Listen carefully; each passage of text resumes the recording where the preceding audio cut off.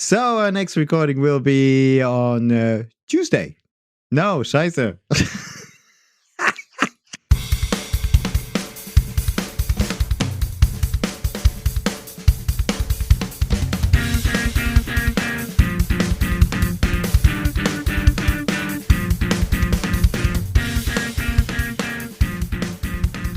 Welcome to RB Global Tracks, which is Leipzig's very first RB Leipzig podcast in English, and it's brought to you by Richard and Mario.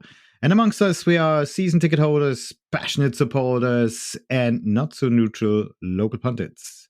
Both of us have been following Leipzig football since our childhood days, so if you want to hear about RB Leipzig and capture the mood of the fans in the city, and maybe more importantly, if you want to go beyond numbers and statistics, you are in the right place. We're delighted to welcome you on board. So let's go. Auf geht's, Leipziger Jungs. And Richard, how do you feel about the fact that we don't have to travel to Berlin this season anymore? Hey Mario, this is two hearts beating in my breast. So on one hand, it was a nice tradition for the last 2 years, riding to Berlin in mid-May or early June, like last year, and see some thrilling games, celebrate cup wins. Okay, we won't have this next year, but since it's the 25th of May, the date when the final will held. It's 3 days past my 40th birthday, so I will have lots of time to celebrate my birthday. It's gonna be a big party instead. It's okay for me. I think somebody knew that and, considered that and said, guys, we can't spoil this party. Okay, so, let's get knocked out in the second round. I don't think so. I must say, I felt a bit sober afterwards. It was, it was unexpected. And following the official narrative of the press conference of RB Leipzig, it sounded as if they wanted to have a positive spin on it. And of course, yes, we had an extraordinary run for the last 2 years, even 3 years, if you consider we've been in the finals in the last 3 years. With back-to-back trophy wins, we were there. So that was beautiful. Nobody can take that away. RB Leipzig is on the trophy. A lot of people try to avoid that. And I'm sure a lot of people would like to erase that. It's not going to happen, guys. It's on there. So that was beautiful. And okay, the emphasis was very much on the positive side. But Richard, I know you have good insight on forums on online and even forums with long-standing supporters of RB Leipzig. What was the mood there?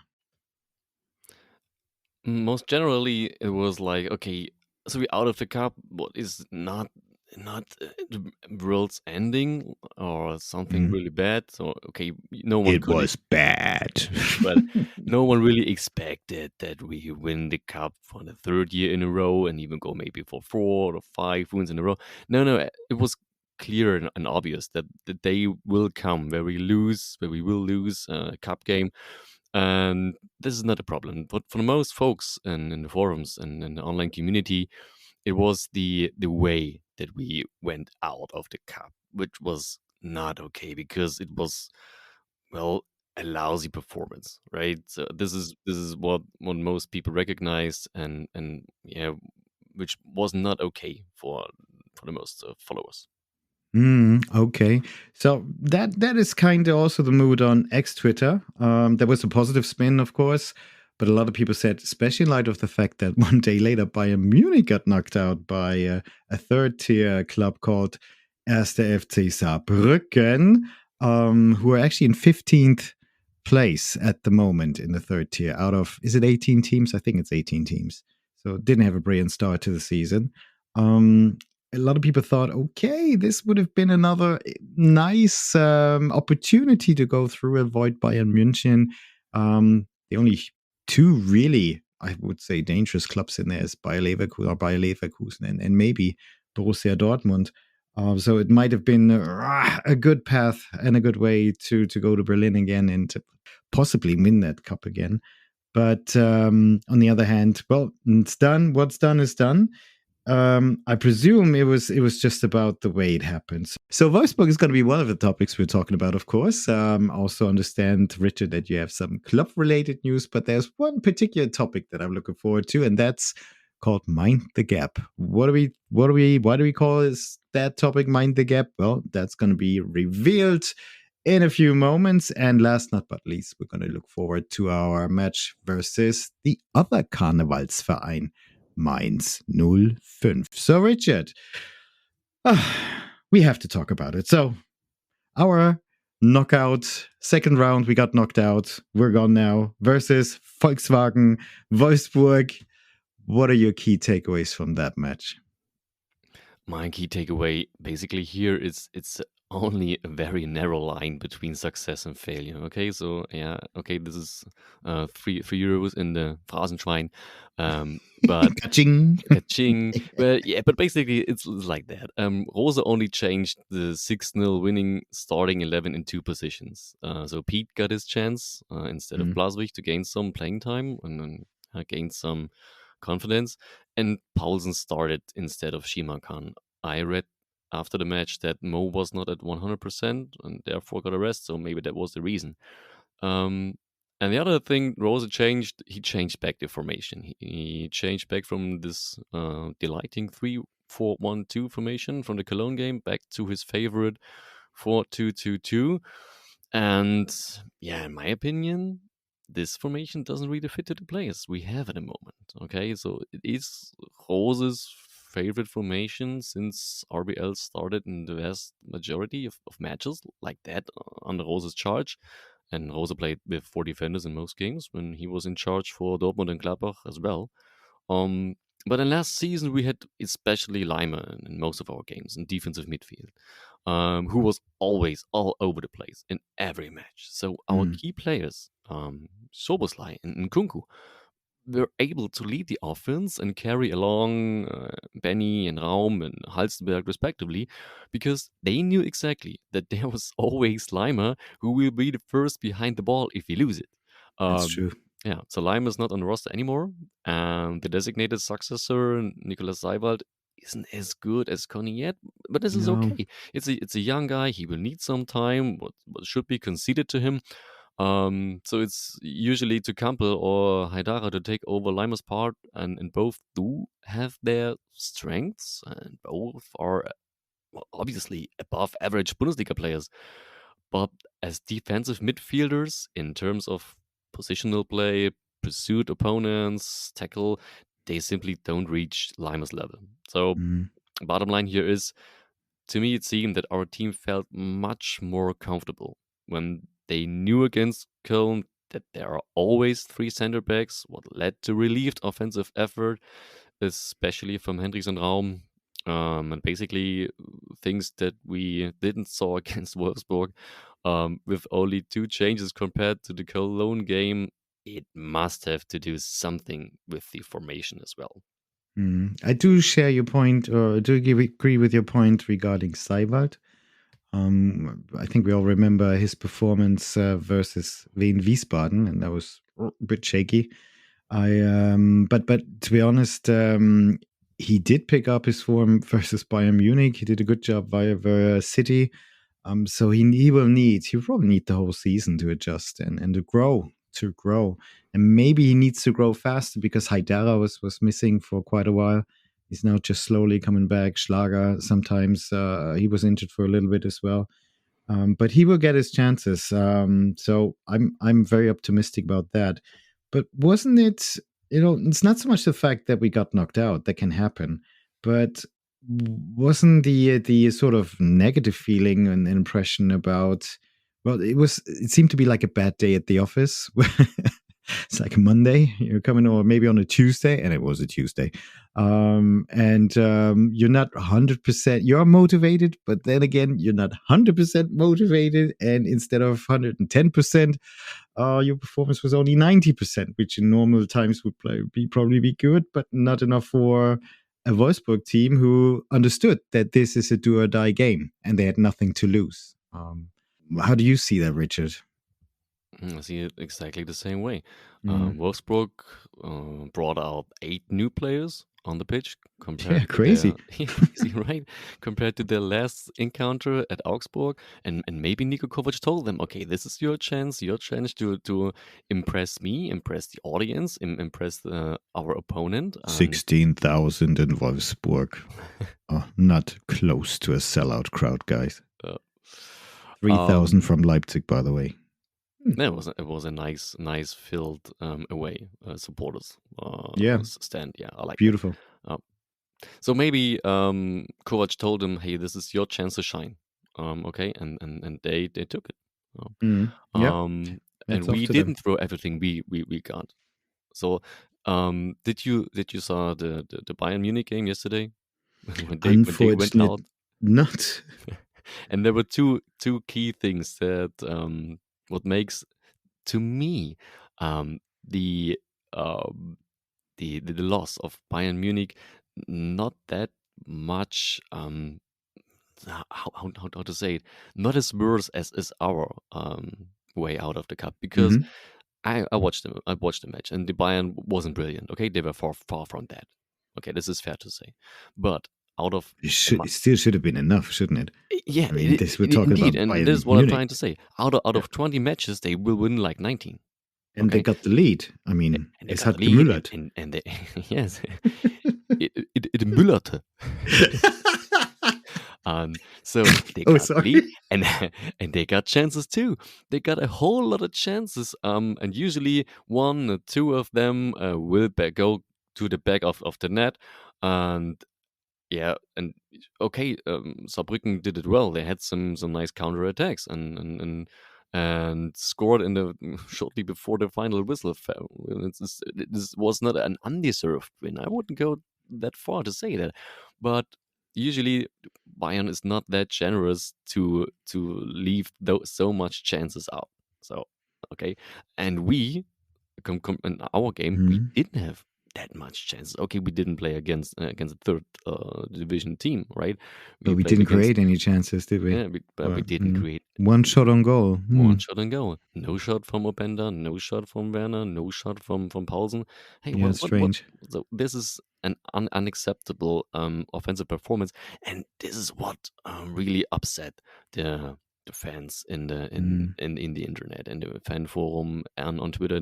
All said that, hey, you're going out against Wolfsburg, no problem. We knew all that one day will come where we lose a cup game, and against Wolfsburg, losing against Wolfsburg is no shame, but it's the way that was Mm. really embarrassing. Yeah, And what was sometimes. really surprising as well, usually we had at least 45 minutes where we played really solid and good football and scored. If I think of Augsburg, it was less than 45 minutes and we were up 4-0. Everybody remembers the second half versus Stuttgart, where we came back from a 1-0, being 1-0 behind, and then just creating so much pressure and put 5 past them. And versus Cologne, that was the first time when throughout the 90 minutes you thought, this is really good the whole time, concentrated, passionate, and a really good performance. But on Tuesday, woo, it was tough to watch, Yeah, to be honest. absolutely. Yeah. And those you mentioned it, those 90 minutes against Cologne came with that 3-4-1-2 formation. Can I ask you a stupid question?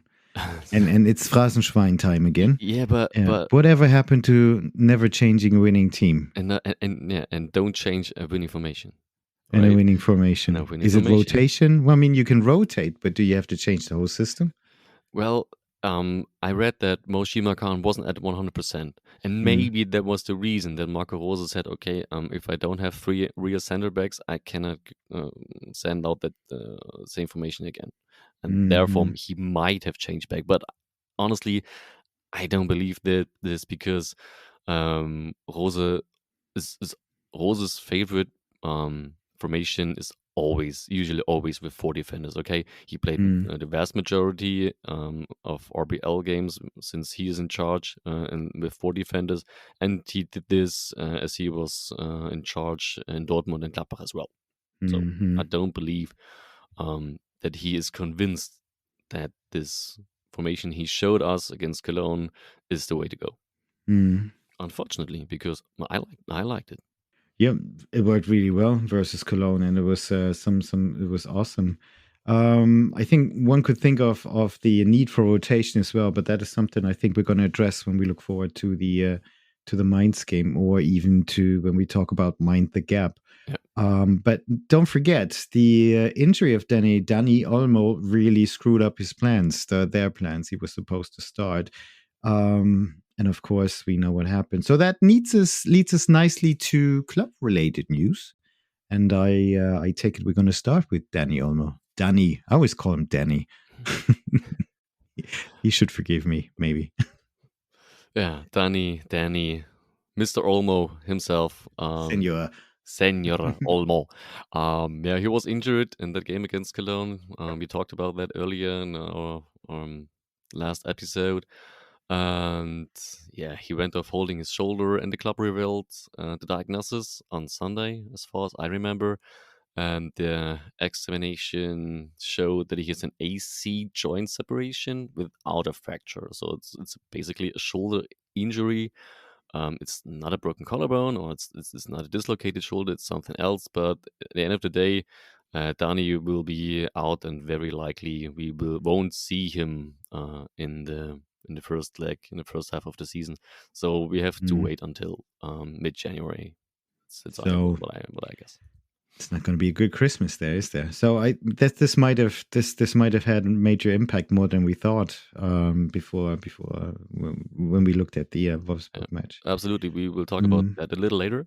And there was some other news. We had this Ballon d'Or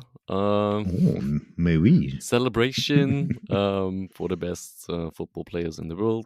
We know Messi, won again. But there's also another trophy, the Copa Trophy, which is awarded to the best performing players under the age of 21 worldwide.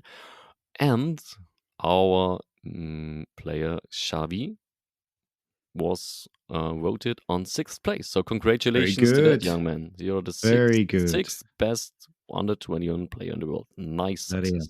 Congratulations. Nice achievement. Congratulations. So good recognition there. Brilliant. Well, at the beginning of the week, Richard, you presented me something which could be described as Mind the Gap. You sent me some statistics, and I thought, what the hell is he on about now? He has too much time on his hands.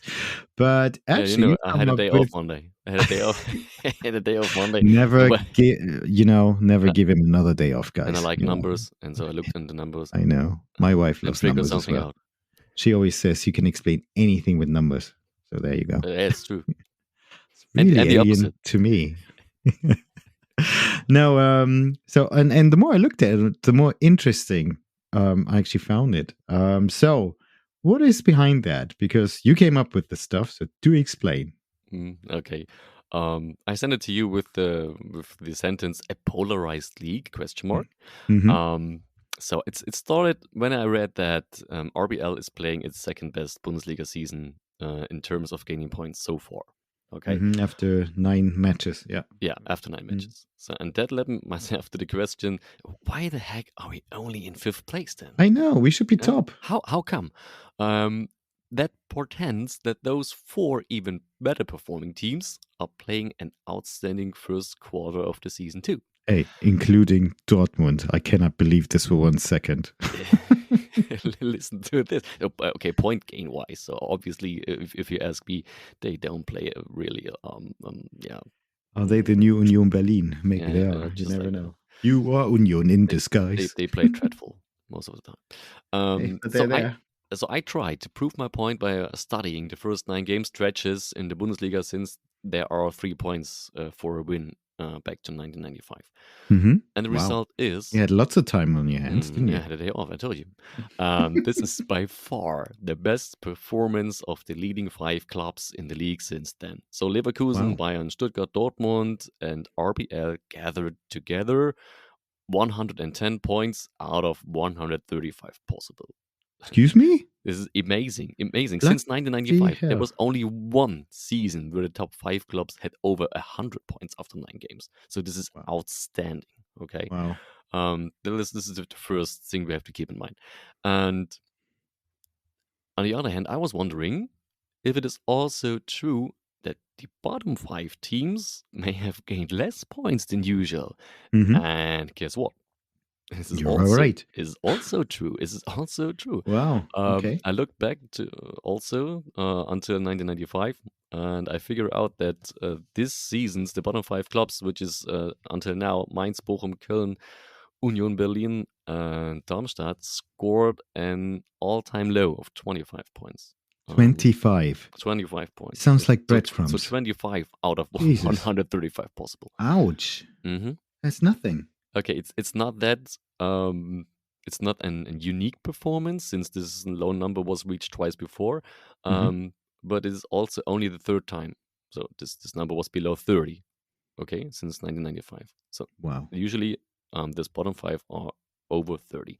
And then I sent you this statistics. We shared it on Twitter. And we shared it on Twitter too. Ex-Twitter. And as you can see, there is a widening gap. There is a widening gap between the top tier 5 teams and the bottom tier 5 teams. And what tells us that? So, in my opinion, it tells us basically that there's way less room for errors than there was 10, 15, like 20 years ago, if you want to finish in top or in top 4 at least. And that widening gap between those top tier and bottom tier in the league says something about the increasing gap in terms of quality those teams have, in my opinion. So you must win against those bottom tier clubs if you want to finish in top 4. And no excuses. The better quality must win through here. Sure, if you want to win the league, you have to beat the rest too. Okay, fair to say. Yep. And you have to win against most of the others as well. But to qualify for the UCL, there are those must-win games, because if you don't prevail in those encounters, another team will. So is it fair to say that maybe in previous years, when the gap wasn't that wide, you could actually afford to lose points against the bottom 5 and still be able to finish up in the top 4 or even win the league? Your chances were higher. Absolutely. Okay. So so because there were way more seasons where like 55, 58 points was enough to finish in top 4.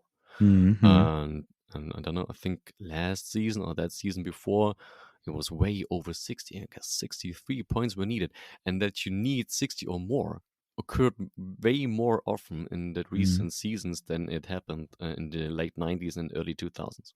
Okay. Wow. So it's not going to get easier. No. I mean, at the moment, I think our average points per game that we gained is +2 something. So if we keep that up, we should definitely finish in the top 4.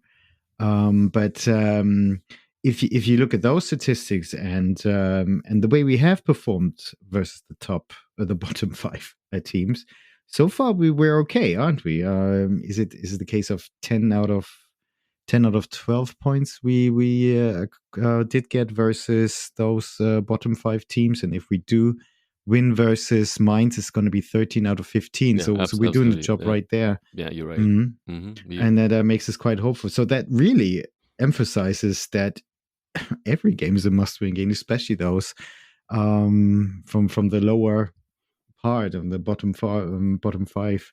So even the draw against Bochum, that did hurt. And we saw this last year. I'm just going to remind you again. We lost, when we got thrashed by Manchester City 7-0, we traveled to Bochum and we lost 1-0.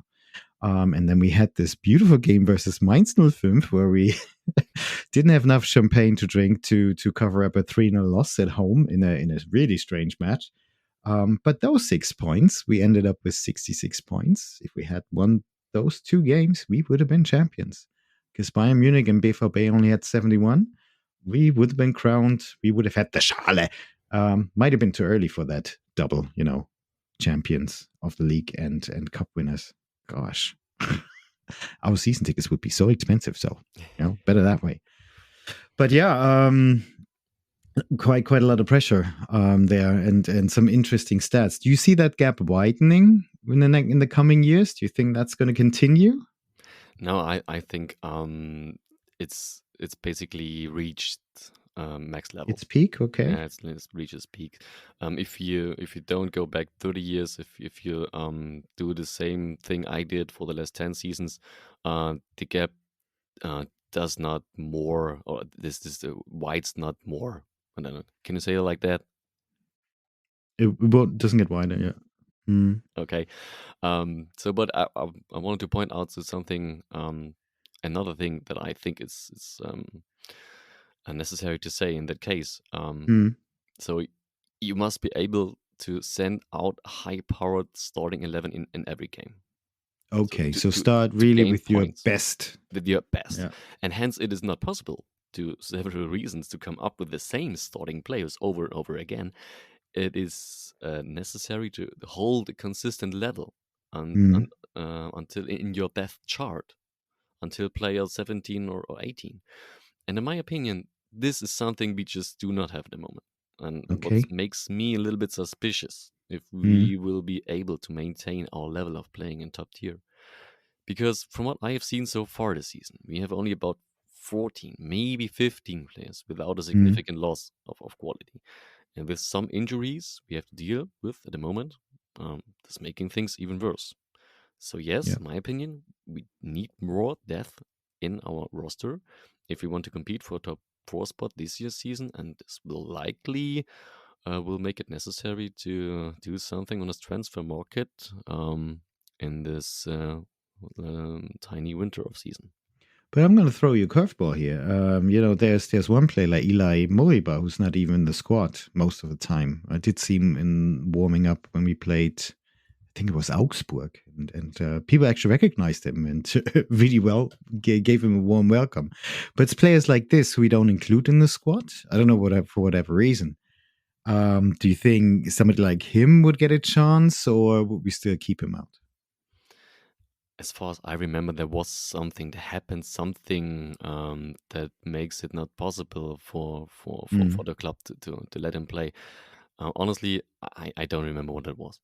I know we had issues in regards of attitude. A bit like Brobbey like from Ajax. Yeah. He never really accepted that he had played for Leipzig, and maybe he didn't like our city. Fair enough. Amsterdam's quite nice. But Moriba sort of in a similar way, although I remember the first press conference and they clearly stated, RB Leipzig is the next step for me, blah, blah, blah, all the things that you say. But then he seemed to not join into the team. But the sentiment before the season was that he had improved. He would fit the team more. He played in the test in a test match versus Las Palmas. And I think in other games as well, we actually scored a couple of times before that. And it seemed to be a positive, make a positive impression, but still, when it came to competitive games, Marco Rose may have included him in the squad, but never gave him any minutes on the pitch. So maybe it's not an option. Maybe they're also looking forward to see if they can loan him out during the winter transfer window. Just to wrap this topic up, I'm going to ask you another question. Do you how many points do you think the champions will need to win the league this year? Bearing in mind it was Bayern Munich 71 points last season. At least it's going to be more, isn't it? At 80. 80. Okay. 80. You actually heard it first. Yeah.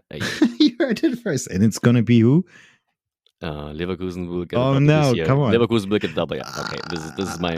Really? Yeah, I mean, they always start well. Okay, they start really strong this time, and then they tail off in the second half. Yeah, but they didn't lost any key players. True. The opposite happened. They gained more depth. This is what I said. What we're lacking of. They have depth.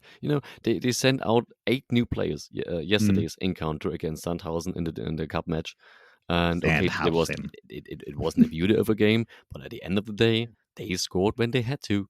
Yeah, exactly. We should have done that. They didn't went to extra time. No, they came up in the 85th minute and scored, and then scored 2 more. So okay. Well, we got a message from his Twitter name is Bolham at Bolham Dude 2022. who's not an RB Leipzig supporter. He's just interested in the Bundesliga, which is strange because I think he's from the Royal Island. But thank you. And thank you for listening to us. And he said it's going to be 76 points that we need. And he did also think Bayern Munich would get the cup, but that kind of didn't age well. But it's fine. It's okay. So 76 points is what he says. Okay, so won't be enough. Okay, it's episode 9. Remark that we will re-listen to this at the end of the season. Excellent. So on our road to possibly 76 points, we're going to go to Mainz. And I vividly remember that last encounter at home versus Mainz. I remember the 57th minute and number 17. Well, he scored that beautiful goal and I had no more champagne. A lot of people left the stadium, actually. So, what's it going to be this time? Richard. Introducing our next opponent, der Gegner-Check. Mainz 05. The Borsigplatz party poopers last season. This is brilliant because you're right. Everybody, I mean, one of my friends, he is a Dortmund supporter and he actually went traveling to Dortmund. And everybody geared up for that huge party, and that must have been a huge disappointment. And to be honest, I thought they would beat Mainz 05 easily. Come on. Yeah. So in normal games, they in that game, how Dortmund played, they win like 8 out of 10. It was so fluky that they didn't win. They had 4.0x goals. They had chances. Oh my gosh, chances over chances.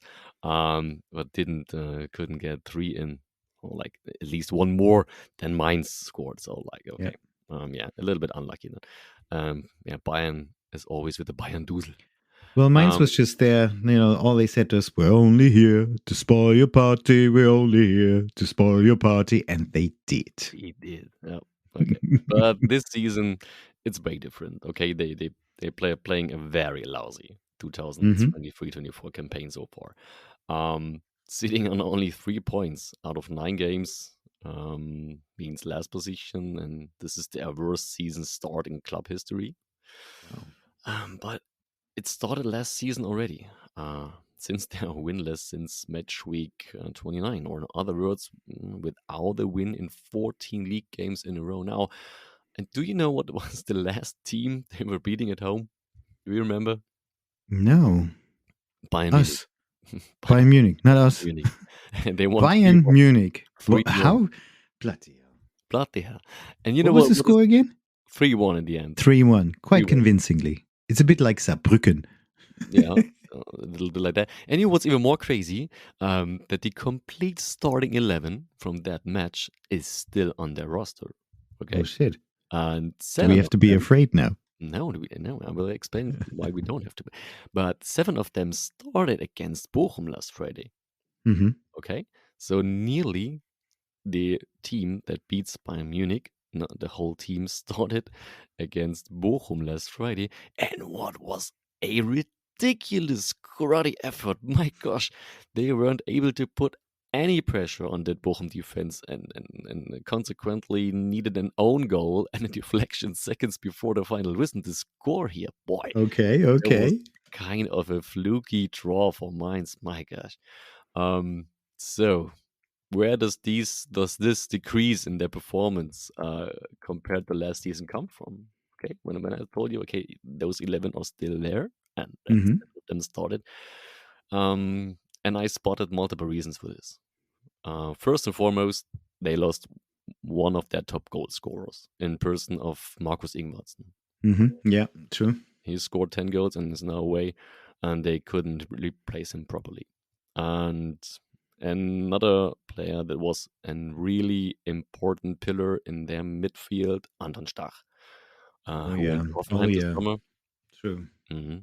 And they also lost their left back Aaron Martin, who went to Genoa, I guess. And the way things are going now, they failed to find proper replacements. Mm-hmm. New transfers are the for example, the attacker El Ghazi, but due to some misbehavior on social media, I cannot imagine that he will step with one foot in a training pitch But he anymore. didn't get suspended, did he? No, not yet, but it's just a matter of time. Because okay. he posted some anti-Semitic shit, and then he was suspended and pardoned a few days later because he apologized. So that's what Mainz said. And one day later, he did a call in He sick. pulled a sickie. He called in sick and didn't show up for training and posted some other bullshit on social media again. And Well, that should be it now. yeah, this should be it. Okay, so they couldn't find any proper replacements. Mm-hmm. The second reason I think I found is, although the face of them didn't change much, and the preferred formation is still a 3-4-3, something has changed in the playing style of Mainz. I'm not quite sure if this is on purpose or just coincidence, but it's eye-catching that they have more ball possession than they had last season, especially in the games they won against Bayern last season, and they won against us, and then they even beat Leverkusen at home. They had only in their win against Bayern, they had 26% ball position. In their win against our team, they had 31, and against Leverkusen, 34% ball possession. And in the 2-2 draw, famous draw against Dortmund in the very last match, they had only 27%. So obviously, they did well without the ball possession game. So, but now they are far away from that low numbers. Okay, the lowest number they had this season was 38% in that 1-3 defeat against Bayern. So Okay. They played against Leverkusen at home, they played against Stuttgart at home, and they always had at least 40%. So, in my opinion, that shows something that they tried to play more ball position game than they did last season. Okay, I assume this is because coach or former coach Svensson, so he stepped out of charge voluntarily. Right before we start our recording here. So that was a bit surprising that it happened before the game. We have it on the show. So Bo Svensson, not the coach of Mainz 05 anymore. Jan Sievert is taking over. But I don't expect something big change here in the approach. To be honest, if the sporting director would have taken over, Schmidt, who was coach before, I would have feared that he could motivate them so much that the momentum shifts towards Mainz. But Jan Sievert, the name does kind of ring a bell, but it doesn't install that concern that they're going to be really big changes which are going to trouble us. But maybe I'm wrong. He was coach at Huddersfield Town. Maybe there you go. He's an international guy.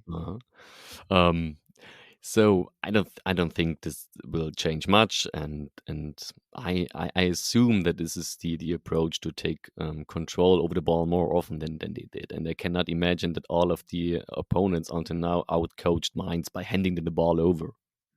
I think it was on purpose what Svensson did here. So, and the third reason I believe is due to a lack of self-confidence. Okay, it seems that their defense is so afraid of making mistakes that they don't rely on their strengths. So this might be such a self-fulfilling prophecy thing. Okay, you know, then mistakes will come, and you wait for that, and then they will be there. Okay, so like in every game. Yeah. So that's my key watches. So to wrap this up, this is my summary of Mainz 05. So keys to win. In my opinion, there's one key to win. Don't press too high. Let them play the ball position game, because this is what they are not able to do well, and wait for errors to come. And they will come. Good. Okay. So in order to get those 3 points tomorrow, who's going to do that for us? What is your prediction of Rich's starting 11? Okay, I've got 2 lineup predictions now today. One thing is what I expect Rose to do. I expect him to go back to the 4-2-2 formation, so Blaswig between the goalposts. Our defense contains Henrichs, Simakan, Lukeba, Raum, Kampe, Haidar in defensive midfield, Xavi and Forsberg offensive midfield. And I guess after this not so good performances from Werner and Paulsen on Tuesday, Šeško will get his starting chance. That's good. Yeah. So, Openda. Šeško. I was talking over you. I'm so sorry. Okay. Šeško and what I wish Rose will do is he goes back to this 3-4-1-2 formation that I was so excited to watch against Cologne. Everybody was. Yeah, everybody was. It went so well. So Blaswig between the posts, Simakan, Klostermann, Lukeba, our center backs, midfield, Henrichs, Raum on the outside, Schlager, Kampel inside, Xavi in our offensive midfield, and Forsberg in first row alongside Openda. Yeah, that would be awesome. So let's keep our fingers crossed. In terms of score, what do you predict? I didn't thought about that. Now you know. I'm going to go with 3-1. You called me now. Leipzig, 3-1. Okay, I go with 2-0. 2-0. Yeah, 2-0 would be fine as well. Beautiful. Well, we'll find out. We should find out soon. So we did have a look back at the Wolfsburg match. We had a look at what the hell did Richard mean with Mind the Gap, basically a polarized league, and it's going to be no room for error for us anymore if you wanted to finish up in the top 4 and play in Europe next year.